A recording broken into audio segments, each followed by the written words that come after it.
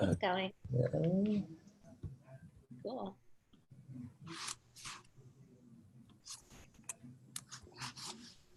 So just to reiterate, Andy, did you want to describe the changes that happened to the website? Sure. So we had in our agenda, of course, like updating, getting started stuff and the contribution guidelines and whatnot. And actually, I'm going to see if maybe I can share screen. Would that go to a recording? That'd be Yes. awesome. Yeah, there we go. Share screen. Here we go. So we now have, oh, that covered my tab bar. Here we go. We have new getting started pages. If everybody can see this in the video when you watch it, instead of this being a bunch of building documentation on all your platforms, it's just like, here's the homepage. You're new to Mesos. You're like, how do I get started? You click it. There's nice, concise amount of information. It tells you to go look at a talk on YouTube and read the white paper, points you to the building documentation, which is what the old getting started page was.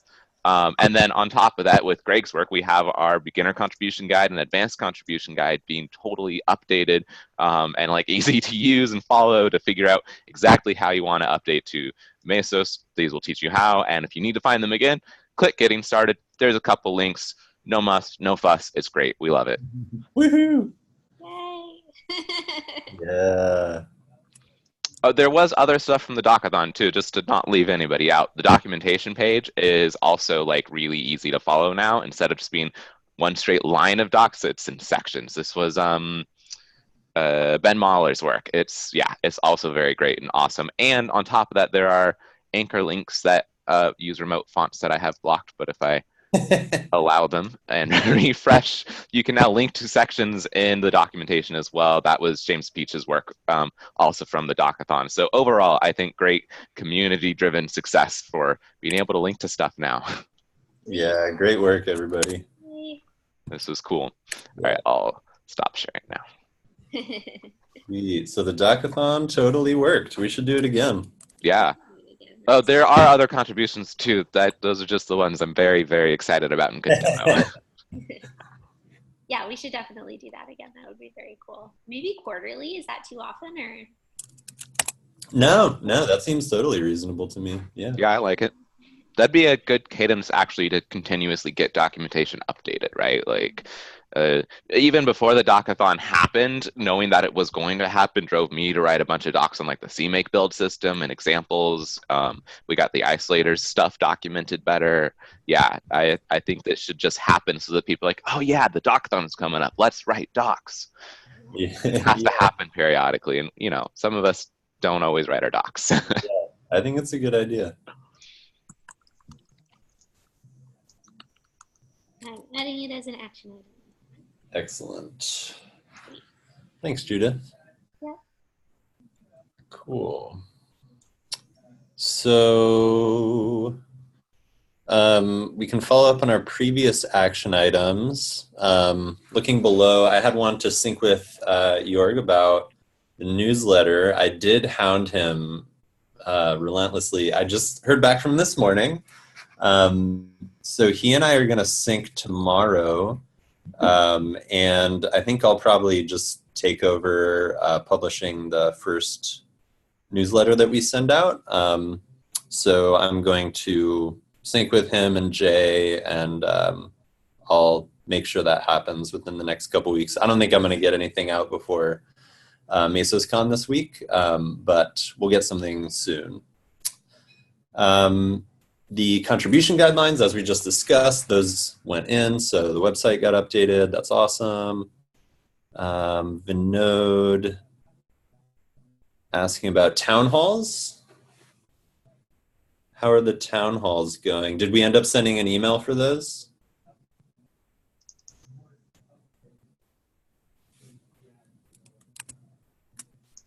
Hey, Judith, did you end up sending an email for those? I don't know if Vinod synced with you on that. Sorry, I was muted. Oh. I cannot, I'm looking up right now. I do not remember if I sent one specifically about the town halls, but it wouldn't hurt to send another one because they're coming up and I know people don't necessarily think about their schedules until the last minute. So Right. Yeah, the timing might be perfect actually right now. Yeah. I will do that today. Awesome, thanks. And Ben M had an action item to add Dockathon event to Mesos calendar. That's over. Yeah, I think we can consider that done. Nice success. Node, start an email thread about release guidelines and blockers. I don't think that got started. Do you guys remember seeing that? I don't know. I don't think I saw that on the dev list, and I think I've been paying attention. What was that about? So the node was, I think he wanted to start a dialogue about how exactly we define a blocker with respect to a release. So I think that's all he meant. He just wanted to start a dialogue about how we define blockers and when we want to block releases because of them. I see. So I'm just going to go ahead and copy that up to our current action items because I don't think that. Yeah, I just double checked. I don't see anything in the mailing list currently. Okay. All right. So those were all our action items from the last time. I don't know that I have anything else to discuss really at the moment. My big task is working on the newsletter, I think. Do you guys have anything else for the agenda? I don't think so. Yeah, not that I can think of. A newsletter would be pretty cool. I think not all of us read every commit that goes through, that's for sure. I often pull and I'm like, oh, bunches of changes. And I mean to look at them and then Yeah, me too. Yeah, do you have any thoughts on the format of that or like things that you would like to see in it? I probably wouldn't make it terribly detailed, otherwise people are just gonna not read it a whole lot. As someone who receives a lot of email, we should probably send it sporadically, right? Like, what do we have a cadence planned? Maybe monthly? Yeah, monthly to start, perhaps. Yeah. Yeah, it might be nice to add it to the blog too, because I know our blog is like currently it's just like release, but it might be nice to have a newsletter.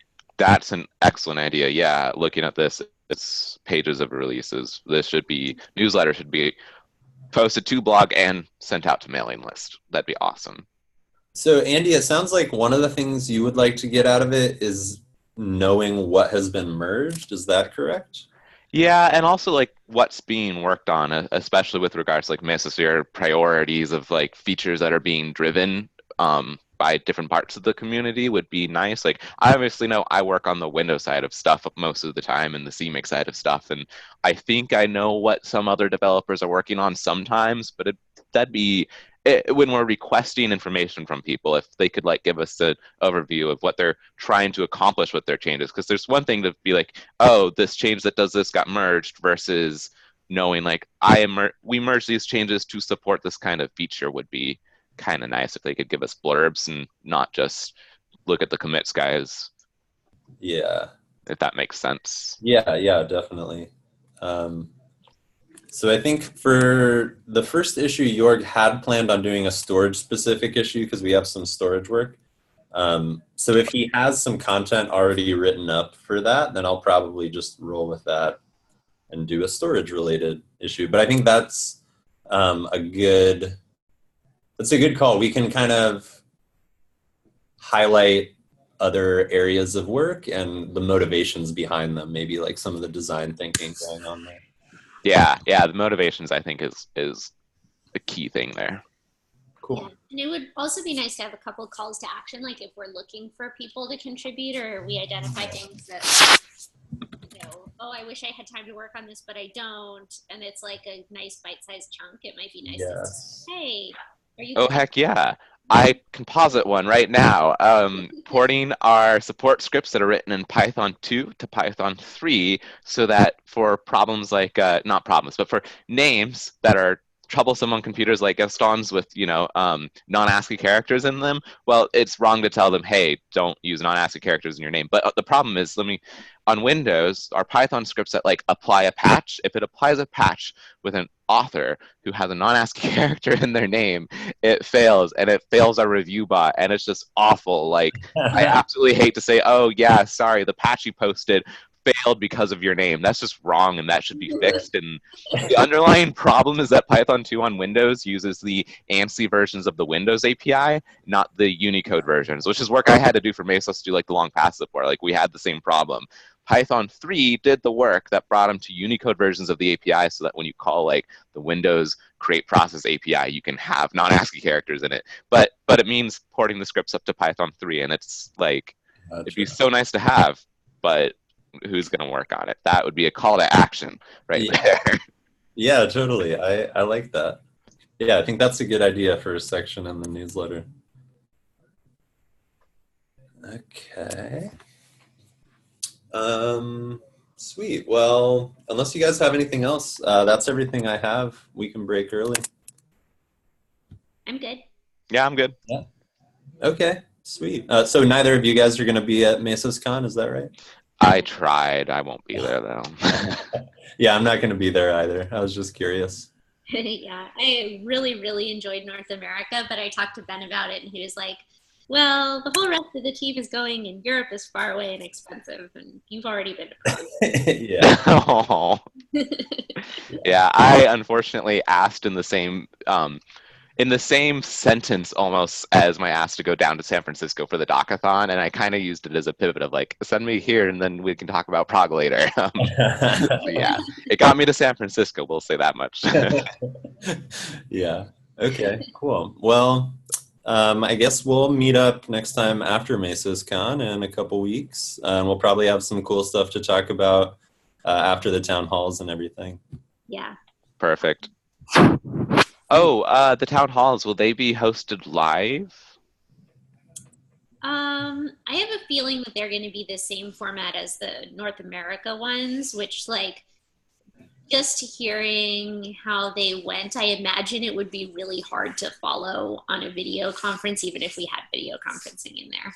Yeah, that's true. That's true. Yeah, I'm not sure it's right there. I also like posted the video of the Docathon, which is like the most boring video.